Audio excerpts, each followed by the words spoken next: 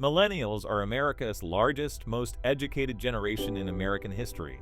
A generation of ambition, education, and progress facing an uncertain reality. Born into an era of economic chaos, they face challenges far beyond what they were told to prepare for. They've had to rethink traditional milestones as they enter adulthood during global uncertainty. Their struggles mirror those of a generation before them, Japan's lost generation. The same story, different country, different time. America's lost generation goes beyond the numbers to capture the unique ways this generation is reshaping their future, in their own words. It's a story of real people, authentic challenges, and untold resilience. Explore the stories and reflections of America's lost generation by Cameron Cohen. Available now at soupllc.com. Today on the Cameron Journal podcast, I am joined by Chloe Anagnos. She is with, who is she with here? I have the website here. Yes. If I had my shit together, we would have had to talk to this from the beginning. americasfuture.org. Here she is. She's the director of marketing over there and digital strategist and writer. And in our pre-chat, because I did not have my act together for this interview today. It's Monday. We're out of a crisis here, all this sort of thing. We had wonderful, great conversation about millennials and public policy and marketing in our little pre-chat, which went on for a little bit. And we're going to get into my upcoming book, which by the time people hear this should be out. And so it's going to be a really great conversation. So welcome, Chloe, to the Cameron Journal podcast. Cameron, thank you so much for having me. I'm so excited to be here today. Yes. Well, why don't we start from the very beginning? Why don't you tell us a little about yourself? Yeah, absolutely. So I am a wife, mother, and Greek American located in the beautiful suburbs of Indianapolis, Indiana. It is very hot here this time of year, as I'm sure you can imagine. It's brutal out there, but all good things. I've been the director of marketing and communications for America's Future for about 3 years, and we are the largest talent kind of incubator for folks in the center right who are really interested in entrepreneurship, public policy, and just freedom in general. So we have a fantastic writing fellows program. If you're interested in getting published, writing op-eds, we can train you to do that. If you're interested in grassroots organizing, we've got a grassroots organizing fellowship. We have a leadership fellowship. So if you're interested in, kind of shifting gears, going into a new field, or maybe even trying to get a raise or any type of promotion, we kind of coach you and guide you through that. Because as you mentioned, Cameron, there seems to be not a ton of opportunity for millennials out there. And we realize as an organization that, maybe college, university isn't always going to prepare you super great for the real world. So that's where we step in as a nonprofit organization. So I love marketing our fellowships, our events that we have across the country, and just overall getting to support our community that boasts about 1,000 members across the nation. So it is a fun time. In my spare time, I am a huge history nerd. I just got back from a trip from Santa Fe, New Mexico, where I visited Los Alamos, which was the obviously the site of the Manhattan Project. So if you've seen Oppenheimer and are a Cillian Murphy fan, that's where I was. I got to nerd out with the Historical Society when I was out there, and it was great. So I'm a yapper, so feel free to cut me off at any time, Cameron. No, Los Alamos is fun. My dad did some work down there when I was in middle school in like 99, 2000. In there, we only lived in Colorado, so we were down there a lot with him. And the museum is a lot of fun. I always joke that for some reason, I'm never quite sure why, anything like made by the federal government has what I call federal government smell, like ships smell like that. Like anywhere time you go on, like. Yeah, there's a smell. There's a distinct smell, and I call it the government smell because everything built by the federal government has that same smell. It's got to be some chemical they use. Could be. Maybe it's mind control. Who knows? No, just kidding. Yeah, right. Yes. But it's kind of sad that most people don't get to go into the actual laboratory because from an architecture perspective, it is delightfully Art Deco. It is actually an excellent example of Art Deco architecture. So really? Okay, good to know. Like literally I used to have lunch in their cafeteria with the people my dad was working with all the time. And it's like I mean, wonderful. It just screams 1930s and 40s, like wonderful inlaid metal, just excellent examples of Art Deco architecture everywhere. And it's all built of a natural stone from the area because they didn't have to bring it in or anything. It's Right. really quite, if one is an architecture nerd into Art Deco, it's a lot of fun. I So, will see if I can go. I probably can't because I don't have any type of security clearance. But yeah. I did become besties with the folks who operate the History Museum, and they were so nice, Cameron.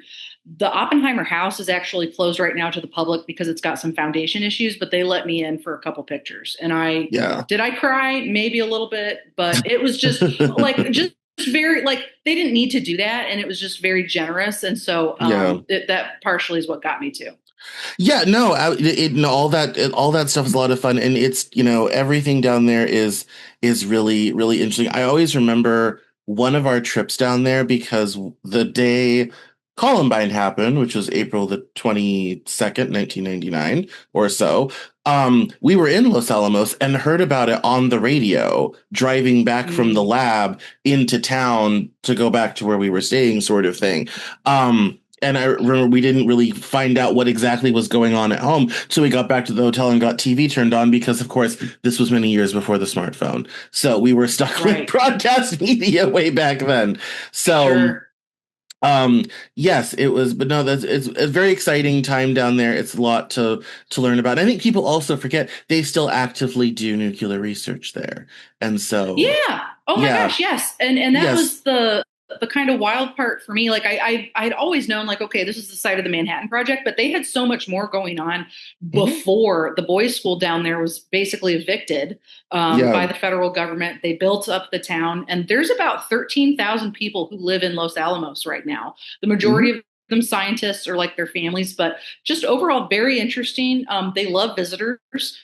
So if any of your listeners have the chance to go, I highly recommend it. And admission to the History Museum is pretty inexpensive. It's only $5, which is so sweet. So Yeah, yeah, no, you'll, it's a really interesting place. If you're into desert scapes, you can't do better. It's very beautiful because it's not flat. mhm. It's a little hilly. There's lots of rocks outcropping, very interesting. So if you're, into that sort of thing, it's really cool.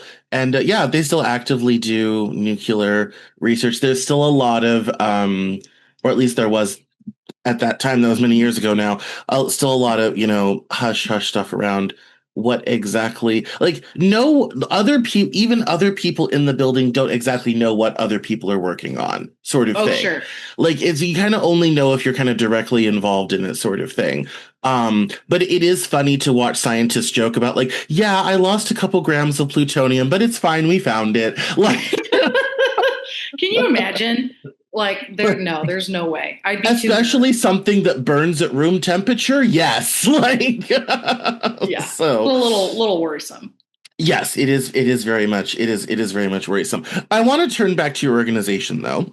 Sure. um and what do you think of the people who come in for fellowships and things like that? What do you think's the biggest problem they face? Big one, especially right now for the folks who come into our lead fellowship. They want a promotion, they want a different job, they want to be maybe taken a little bit more seriously Yeah. in the workforce. And so they're trying to learn some of those skills that maybe they wouldn't develop in a regular workplace. Like, I don't know about you, but when I first graduated from college, my first boss did not develop me. I had no idea what professional development was. I didn't know that conferences were a thing that you should maybe, consider going to. And so I think one of the things that makes our fellowship really different is that we really help you take the reins and figure out where it is that you want to go, and we give you the resources to get there. So we're going to have classes, or excuse me, we're going to have this fellowship.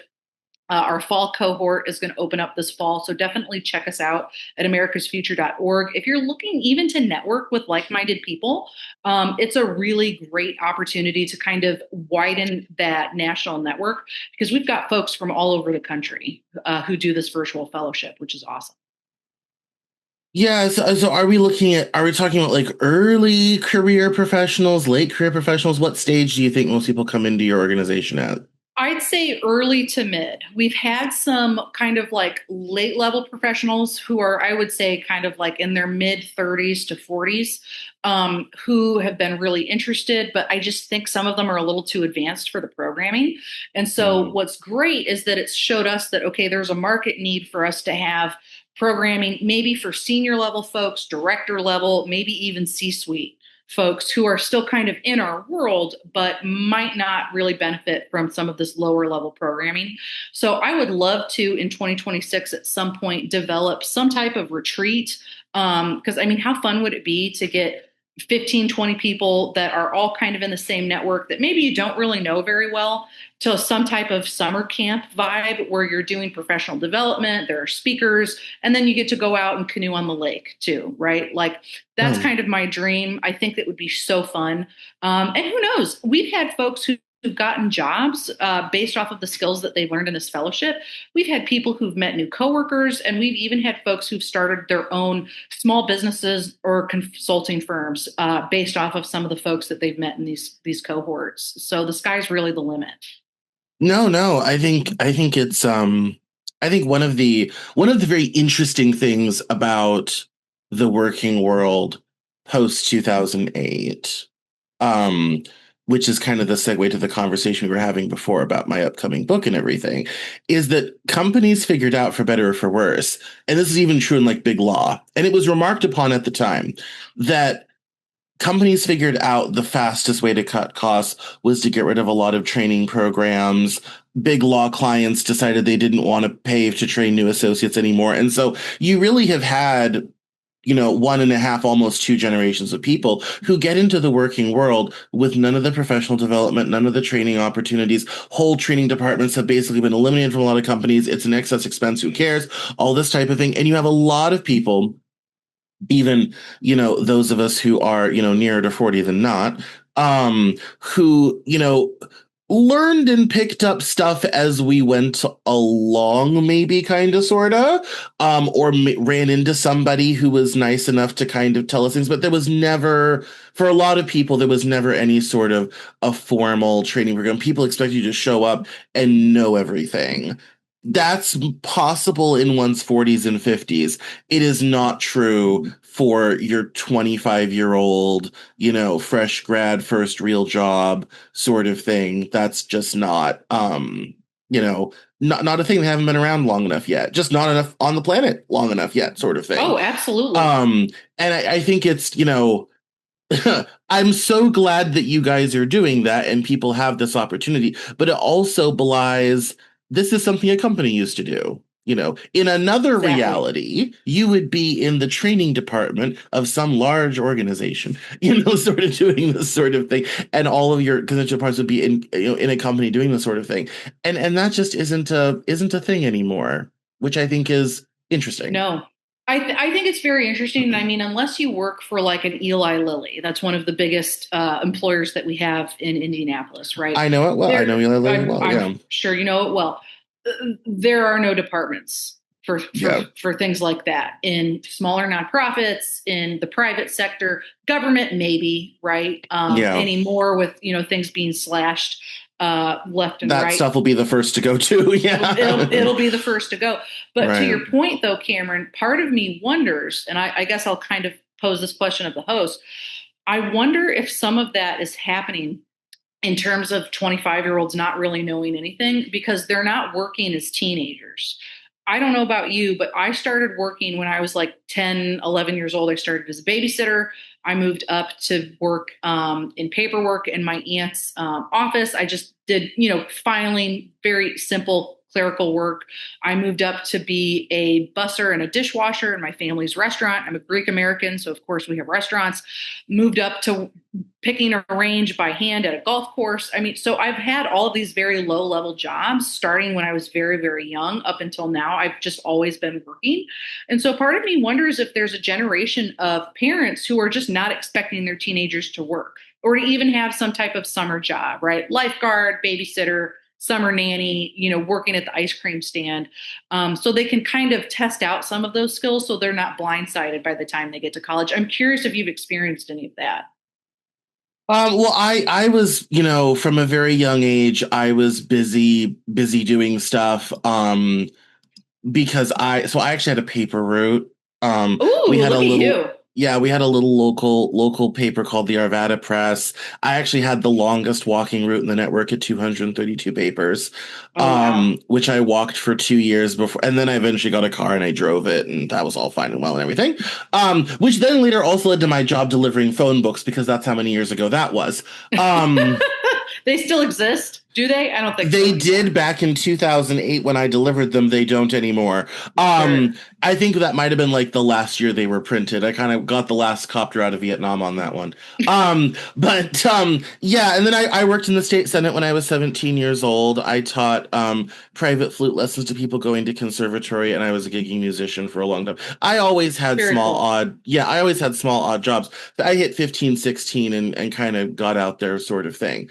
I didn't have an in to anybody's necessarily business anywhere, so I had my little paper route. I had my little flute teaching jobs and everything. Especially because I was in a couple youth orchestras where private lessons were required, and not everybody could afford the 7,500 bucks an hour lessons I was taking. So I would come in and say, I'll teach your kid 35 bucks There so you you can go. fulfill the requirement. And I would spend my afternoons, 30 minutes to an hour back to back to back. So, yeah, I mean, it was definitely, I definitely was, speaking of kind bosses, when I worked at the state senate, I definitely had a lot of help from the office manager. Her name was Renee White.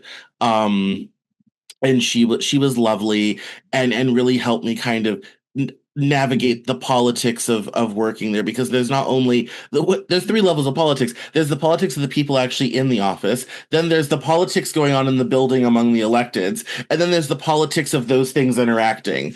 Yes, um absolutely. yeah, and at that time Colorado was moving from we were a purple state in 2006. And so I was working for a Republican elected who represented the Eastern Plains Senate District 1, and the Republicans, we were in the minority for the first time in a very, very long time, because Democrats had just started really picking up votes at that time. And she was very helpful, in a lot of, and there was a lot of, because it's such a formal environment, there was a lot of rules like you had to learn like very, very quickly, sort of Sure. thing. Um, and so that I do agree. I think that experience is very, very helpful. I think a lot of young people now. I mean, I think for those of us who are kind of in our mid to late 30s, we were probably the last group of people that really did a lot of that stuff, because I have friends that are even a few years younger than me that tended not to have those experiences. And also a lot of kids, especially with the last 10 years or so, sports have gotten a lot more emphasized. People are doing Oh, yeah. travel ball clubs now and everything. And that, kind of makes the whole having a job thing rather impractical. Um, there's a lot of other sort of a lot people sometimes focus a lot more on academics in high school, in terms of, going and getting the most crazy classes or starting to take college classes or whatever have you. And so I think that that summer job sort of idea has, I think, gone by the wayside in the last 10 years or so. So I think, if you're kind of a mid to late cohort millennial or early cohort Gen Z, you were probably the last to really do that sort of thing. And then the vast majority of kind of people afterwards didn't necessarily do that as much. So I think we are turning out people into the workforce who, yeah, have maybe only had one small job. Maybe they had something in college, whatever have you, one small job, or in many cases, some never had anything at all and are going into the workforce really not understanding all the stuff that it takes to stay in a place, get an organization, make friends with people, make connections, all that sort of thing. That is a skill. It is a skill, actually. It is something one has to learn how to do. It doesn't come naturally to everyone. Oh, for sure. And I think that's one of the things too that can get maybe some of those first time very green college graduates in hot water, is that maybe they've never been in a office setting, a professional setting, and maybe they might say something that they think is okay, but it's actually really inappropriate. So I was actually, it's Hmm. so funny, Cameron. I was talking to a friend of mine today, and I had an intern a few years ago that emailed me and said, sure thing, Mamacita. And I was like, I don't know about that one. No. No, not really I we appropriate. at Suit in my other life, I'm director of publications and anthologies at Suit Media, and we recently onboarded a very nice young man who's 26 years old from Ecuador. We're a distributed team, and some of our team members are in South America, Oh, and very and cool. and we love our South American team members. Um, and uh, and he sent around a general email to everyone asking about something, and I took one look at it and said, we need to talk about how you format your emails to everybody. Notice how all the rest of us write our emails. That's how you also need to be writing your emails, sort of thing. Yes. The only person that really gets to break the rules is the ultimate boss that you're 3 levels away from, and me because I'm the mini him. So that's, Yes. but yeah, so that's it's little things that. But here's the great thing. Here's the one thing I love about him in particular, and he and I've had a lot of conversations about little professional stuff. He's 26. So I don't think anyone's ever told him this stuff before. But, and we're Sure. kind of his first, proper job sort of thing. Um, and he took a lot of feedback really well, which I was very impressed by. Um, and when someone else in the company kind of didn't want to deal with him, I fought to keep him on and kind of move him around. And I said very explicitly, the only reason I care is I went to him with feedback and he took it really well and implemented Yes. it in less than 24 hours. Otherwise, I would send him on his way. You're just not a fit for us. And that was really helpful. And that actually then turned into him really approaching me to get some mentorship going because I think he's figured out I might be in a little deeper than I anticipated, sort of thing. And Sure. so, yeah, so we're exploring how best to kind of take him under the wing. But here's the reality: so many people don't get what I'm going to do for this young man, or Oh, what absolutely Renee not. White did for me in 2005 when I was working in the Senate, 2005, 2006. A lot of people don't necessarily get that. So it's yeah, why don't speaking of that, why don't you describe a little bit of your programming and what people learn when they come cohort with you? Yeah. Yeah, absolutely, absolutely. And I think you make a great point because one of our values is intellectual humility and knowing like, hey, if you get it right, you get it right. If you get it wrong, you get it wrong, and that's totally fine, right? Yeah. But it's also one of the big things that I've made sure that we've done when we've had interns, even though many of my colleagues are in the Washington D.C. area, and so I've had to work with interns remotely is giving the feedback and giving a lot of grace because most of the time I am that Renee for these people. Yeah. I Yeah. am I Yeah. am their first kind of mentor, maybe outside of like an academic or career counselor in college, right? Yeah. So talked a lot about the lead program that we have that's just absolutely wonderful. The next one that I really want to stress for some of your listeners who are maybe interested in writing, are interested in getting published is our writing fellowship. We have a class that is in DC every spring and fall, and then we have a class that's virtual also every spring and fall. This is basically a 101 if you didn't study journalism in college into okay, how do you write a lead? How do you write an op ed? How do you pitch an op ed? How do you edit your op ed? And how do you network with other writers and editors so that you can get your work published when you go ahead and pitch it? So, we've been very fortunate that this program's been around for, I want to say, maybe 12 to 13 years. I'm a graduate from 2018, and that's how I've been able to get published some of my work in The Hill, the Washington Examiner, and how I've been able to have fellowships at other organizations like the Independent Women's Forum. So if folks are interested in just kind of getting that one-on-one personal time and meeting other people that are also interested in writing, I highly recommend doing it. Our applications for our fall cohort, I think will open probably end of August, early September, and it should start around the end of September. We're also going to be launching what is called the Create cohort. And one of the things that we've noticed, Cameron, and I'm sure you might have noticed this with the rise of social media when you were in the Senate. Granted, it was before 2008, so maybe people had Facebook, maybe they didn't. I don't know. Yeah. But the Create cohort our aim is to get people to make content so that they can move the needle. If you're really interested in, fighting homelessness in your area and working with the homeless population, or maybe you have a nonprofit that you want to support, or a bill that you don't like that's in, your local government or your statewide government, we're going to teach you how to create content for social media that moves the needle. This course is going to be taught by Hannah Cox, who is a fantastic independent media personality and the founder of Based Politics. And she's done this, right? She has worked with other organizations to get the death penalty abolished in specific states, to make sure that we don't do medical testing on animals in specific states anymore. Just really interesting pieces of legislation that are, in my opinion, not great, right? Everyone can have their own opinions, but our goal isn't necessarily to teach you what to think. It's to teach you how to think and how to create that content that moves the needle. So we actually have a virtual event that we're doing.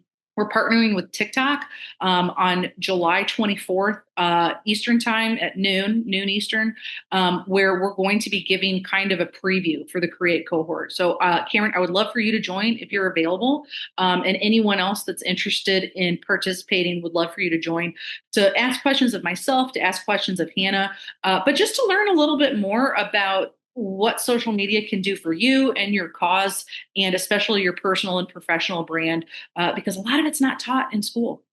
Who teaches you TikTok in college these days, right? No. My career very much grew up with social media. That was, a big, especially when I decided not to go to law school, because that was not a great idea in 2011. Sort of thing. And had already been in marketing and all this type of thing. And I knew the potentialities of social media. And I actually completely broke away and I went and did nightlife and club promotion for 3 years. Oh, wow. Okay. Yeah. So I literally left Norwich University in Vermont with a master's degree in diplomacy and asymmetrical warfare, studying terrorism, which was a much hotter topic back then than it is now. And then literally was kind of like, that's great. I was going to go to law school to do international law. That seems like a bad idea. So I got involved with a magazine and did nightlife and club promotion for 3 years and created Denver Fashion Week and a bunch of other stuff. And that was all especially that 2011, 2013 period, social media was starting to really reach its stride. And we rode that wave sort of thing. And then in 2014, I created the first iteration of what would become the show.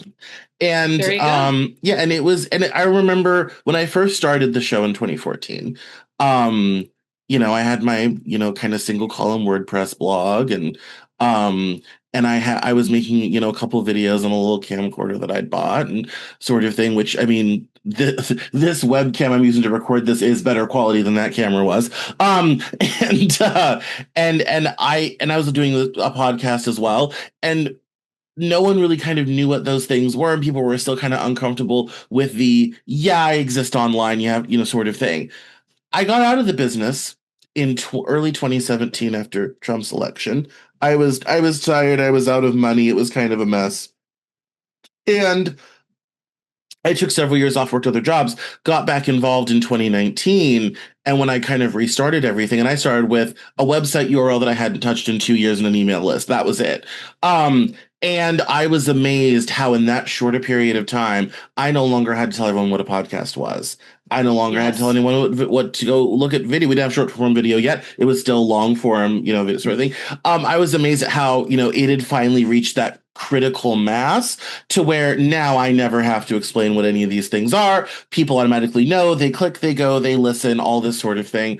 It's been an interesting progression. I think it is. I think teaching people how to function like that on social media, especially in a political sense, nowadays it's just incredibly essential. That's where the conversation is happening. That's where the needle is moving from. When it come Twitter, I mean, especially not as much anymore, but at one time, Twitter was the most powerful tool in programming television. And most of the stuff that is happening in politics now usually starts somewhere online.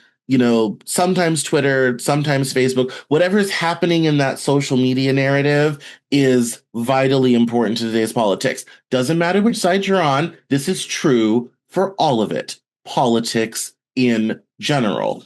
And I think what's interesting as we finally move the boomers out of politics, which we can't get rid of them fast enough, all of y'all, Chuck Grassley, Joe Kennedy from Louisiana, and I mean, yeah, the Democratic Party is a nursing home, sort of thing. So it's get these people out here, sort of thing. If you notice, as younger people come up, even JD Vance, it's really kind of entertaining to watch online narratives come out in like major political speeches. And I think, honestly, I think JD Vance is probably the most chronically online politician in America, but that shouldn't be surprising to anyone. He's a millennial. Yes. Like he's 41 or 42. Like, yeah, like he's like, of course, and that's honestly, like, that's how it's gonna be in the future, everyone. Like this is where the social forums, this is where the conversation is happening. And the reality is 2% of most online content is produced by 2% of the users. Half the battle is just being out there and outlasting everyone else. Absolutely. And consistency. Yes. Consistency more than anything. Yes, absolutely. And so that's a really exciting thing. So no, that's wonderful for people who I wish I had gone to one of your classes about that years and years ago, because I've had a terrible time getting published in other places. That's why I started my own platform. No, I could never get any movement. I still have my email from the editor-in-chief of The Nation in like 2009 that said, "We love your piece, but don't know what to do with it." I wrote back and suggested you could publish it. That would be the thing to do. So no, that's very, very exciting. And I think no matter what you're doing in policy, whatever side of the political spectrum you may be on, the reality now in 2025 is if you're not having influence in the online space, you're not really doing anything. So getting people up to speed on the power of short video, doing it, these platforms, getting your thread content, all this type of thing is vital, for anyone who's advocating for an issue, because that's where people are looking. You have to be on the smartphone, and the best way to do that is social media. Best way to do that, social media. And then the crazy thing too is, and I downloaded TikTok, I think during the pandemic. So like 5 years ago, but a little bit before COVID, which is wild to think that it was 5 years ago. But there are 175 million TikTok users in the United States. That's just the United States.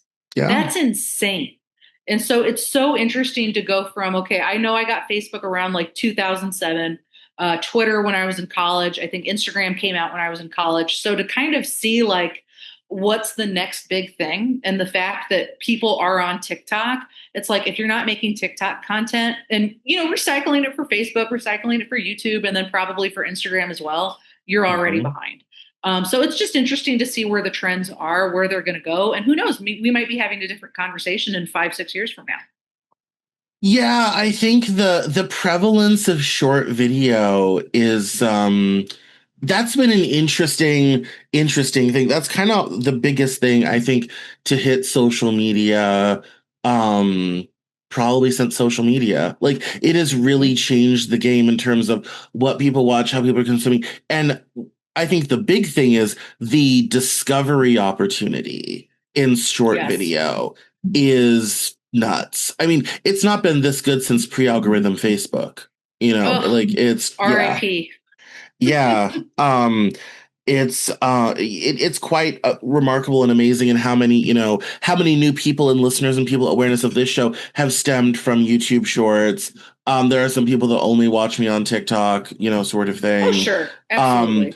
Yeah, it's a very interesting sort of thing. But yeah, there's, short video has been a huge game changer, and I think it's kind of funny because years ago, I don't think anyone would ever thought we would watch vertical video. Like no one ever was like, no, that's never going to work. How's that would be? Yeah, like yeah, exactly. And leave it to the Chinese to figure out how to make that happen. And now, now vertical video is absolutely huge.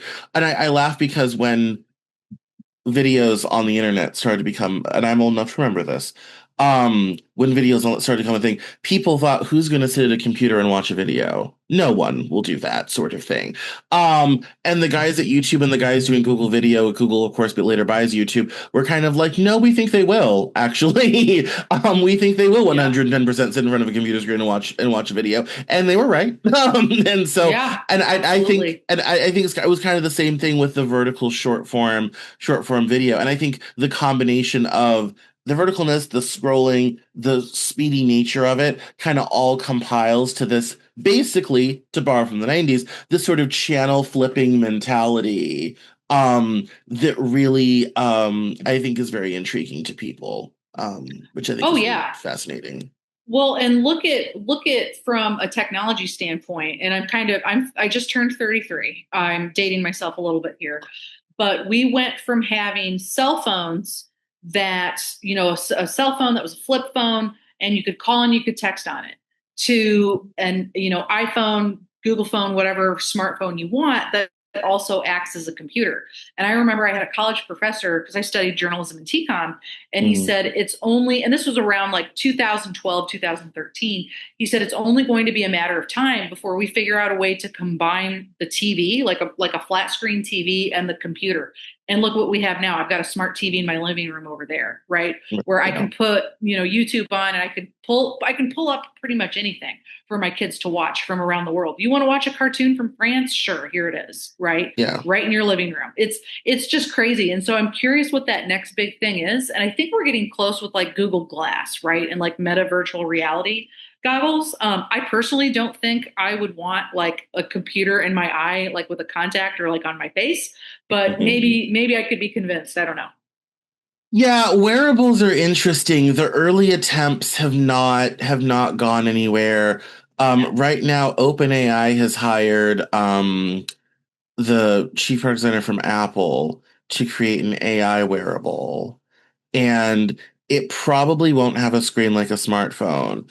It will probably just be like a badge, kind of like a Star Trek badge that you just sort of activate, sort of thing. And it will tell you stuff, maybe out loud, maybe through an earpiece, whatever have you. It depends to see what they kind of designed that to be, sort of thing. I think that has a possibility. I think that might have. I never thought smart sunglasses or glasses would work. I thought Google Glass was dumb, all this sort of thing.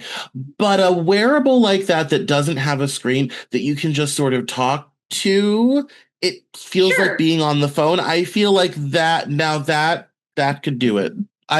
Time will tell. We'll live into the answer on that one. I could be completely wrong about that, but I'm like, oh, I could see, people maybe getting on board with that sort of thing. I could also see it being like its first generation is sort of a smartphone add-on, and then eventually the smartphone falls away for just the AI device, and it will have many of the same features, calling, texting, all this type of thing, but it will entirely be AI powered, so you just talk to it and it will do all the things, sort of thing. Sure. Well, and it's kind of like what we have with the Amazon Alexa. She's probably going to talk to me here in a second, or like a Google Home, right? Yeah. It's like, how nice would it be to have that like on my collar if I'm out and I'm like, hey, remind me to put diapers on the grocery list or something like that. Like it can do it for you. So I don't know, maybe we'll be taking the robots with us. No, I mean, I think these are all tremendous, tremendous possibilities of things to things to come. And I think that also kind of highlights, I think, where political conversations will be moving. And I think people that get the skills to work in these digital spaces now, because that's where things are happening, people that get the skills to work in these digital spaces now will be the ones that have the advantage, moving forward. And those narratives will be quite potent, moving forward. Um, Absolutely. yeah, and it's a difficult it's a difficult thing. I think it's I think really what's going to kind of seal the deal is we have an enough kind of, especially electeds, older electeds retiring, new younger people will get elected who have owned a smartphone for many years, all Oh this type yeah. of thing, and are going to be a lot more comfortable acting and doing stuff in those spaces and all this sort of thing. And I think also to some degree, I think the way we do politics in this country has changed in the Trump era. um Yes. and that I think also, especially there's been a big conversation about, the right wing online media, because us on the left are so much smaller, in online spaces. And there's been a big push to what do we kind of do about that sort of thing.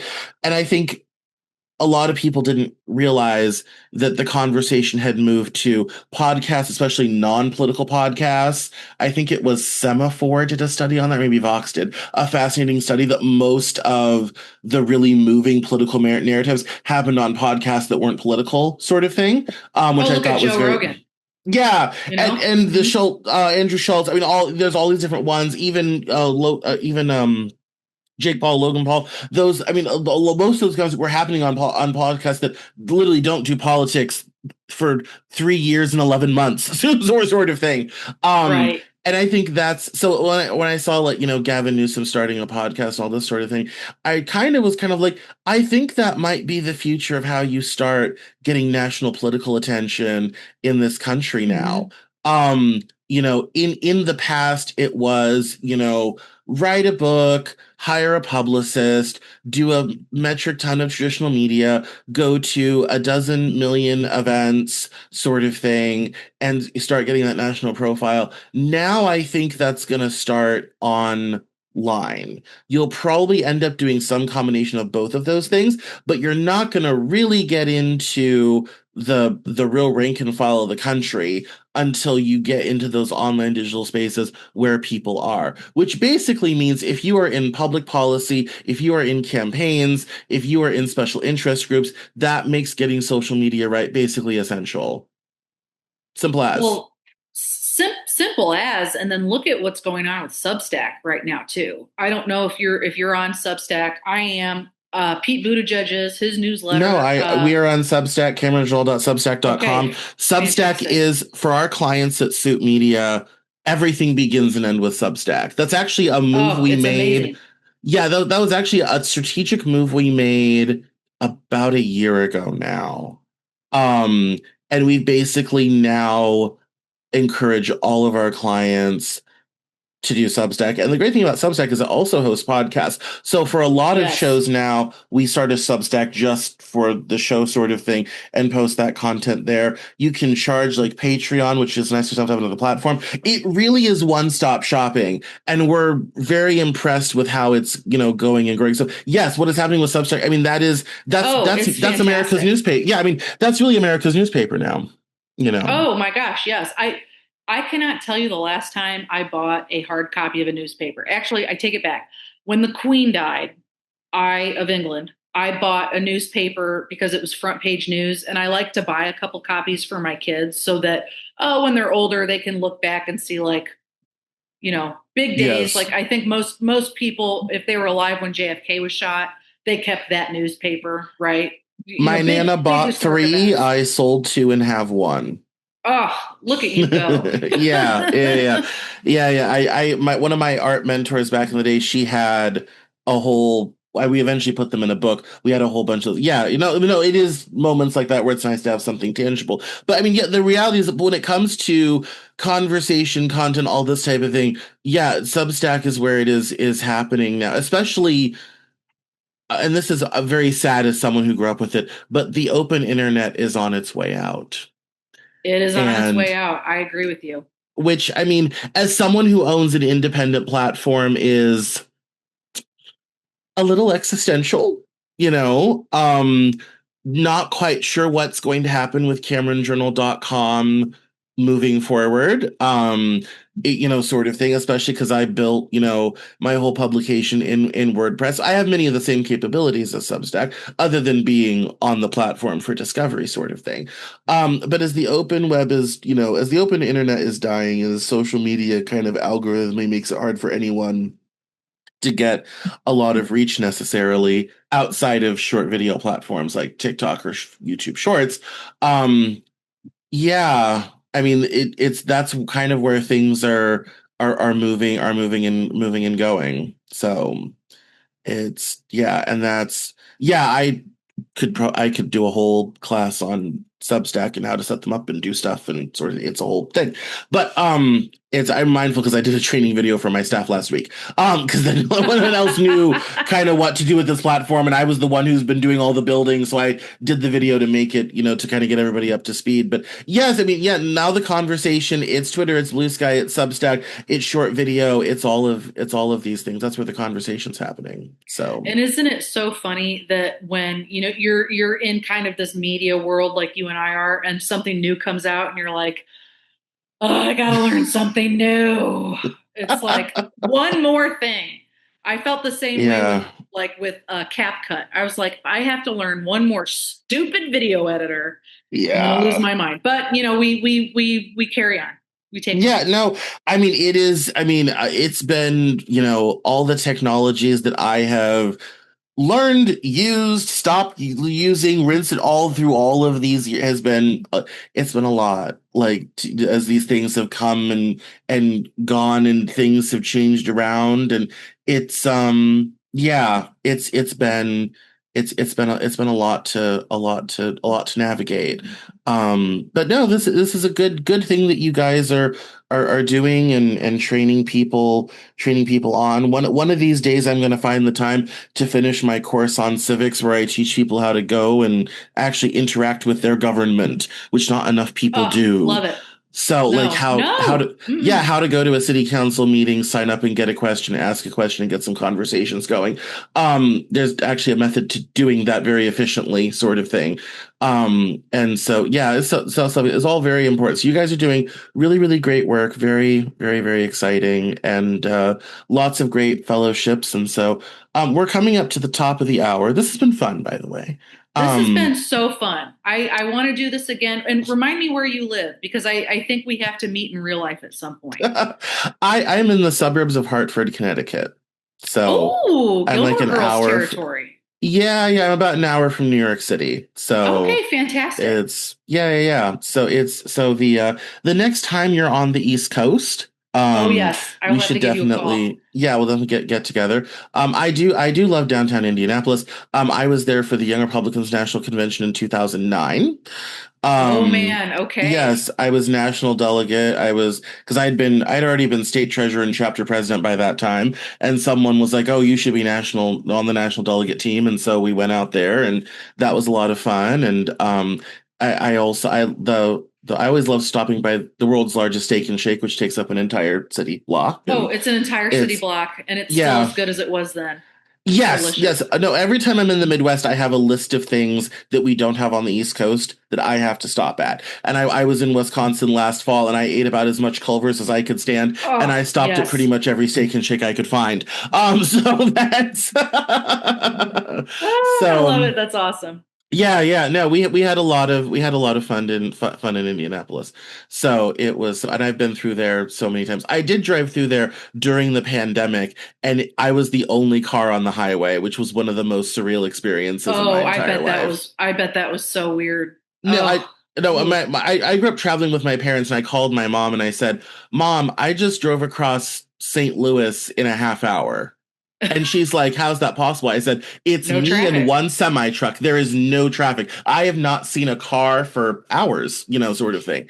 It was crazy. But it was very surreal having known how busy downtown Indianapolis can be to drive through. And there was just nothing. Like, you're driving by the field house. There's no one there. The lights are off. Like, because it was so crazy. Like, because it was insane. It was totally insane. Yeah, because every time I'm driving east or west, I used to live in Seattle. So if I was coming back from the east, that was the part I started to go north again, sort of Sure. thing. So I always end up kind of passing through there. Or if I'm going to my parents in Colorado, that was when I would drop down to get Right. more south to go to Colorado. So so I have just driven through there a lot. So I know the town well. So it's a lot of fun. But too fun. Well, yeah. I appreciate you so much for having me, and I obviously will let you know when we've got our fellowships open, so that you or your listeners, I mean, anyone who fits kind of the kind of criteria in terms of what you're looking for, are more than welcome to apply. But you can check us out at americasfuture.org. Yes, I was about to just say this is the part of the show we do plug, so let us know where we can find you and keep up with you and all that sort of thing. And here you've done it. So good. It's like I've been on a podcast before. I appreciate it. So, Too fun. All right. Well, thank you so much for coming on the Cameron Journal podcast. Thank you so much, Cameron. This was great.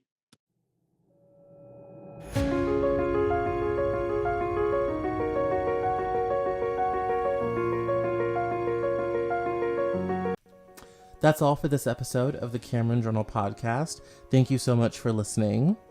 Visit us online at CameronJournal.com. We're on Facebook, Twitter, and Instagram, and I love to talk to my followers and listeners, so please feel free to get us on social media at Cameron Cowan on Twitter, and we'll see you next time on the Cameron Journal podcast.